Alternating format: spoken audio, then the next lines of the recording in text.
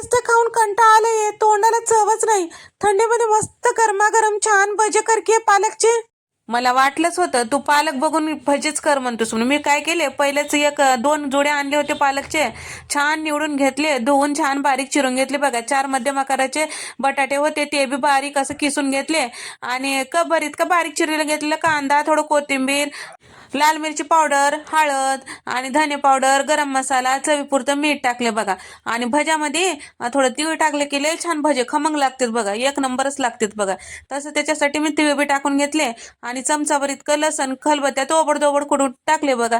Paste वापरू नका बघा लसणाचं. असं छान फ्रेश कुटलं की छान लागते बघा खायला बी. आणि ओवा हातावर चुरून टाकायचं बघा. आणि त्याच्यानंतर काय करायचं, आता हे सगळं मिक्स करायचं. आता याच्यामध्ये बसल एवढं आपल्याला बेसन पीठ टाकायचं. आणि थोडं तांदळाचं पीठ बी टाका बघा, छान भजे कुरकुरीत होतात बघा. मी काय केले, एक 1.5 कपच्या अंदाजात बेसन पीठ टाकले बघा. आणि कमीच वाटलं तर म्हणून आता डब्यामध्ये असलेलं तेवढं टाकून झटकून टाकून दिले बघा. याच्यामध्ये छान असं बाइंडिंग आली बघा. लय पीठ बी टाकून बघा. आता भजे आपल्याला करता येतील या पद्धतीने पीठ टाकायचं बघा. त्याच्यानंतर हे भजे छान असं वरून खुसखुशीत मधून नरम होण्यासाठी पाव चमचा खाण्याचा सोडा बी टाकले बघा. हाताला थोडं पाणी लावायचं आणि तेलामध्ये भजे सोडायचं. मध्यम गॅसवर तळून घ्यायचं. लालसर झाले की मस्त गरमागरम भजे तयार. आई हटल्यात बी असेच भजे चालते बघ, तू बी तसेच केलीस बघ.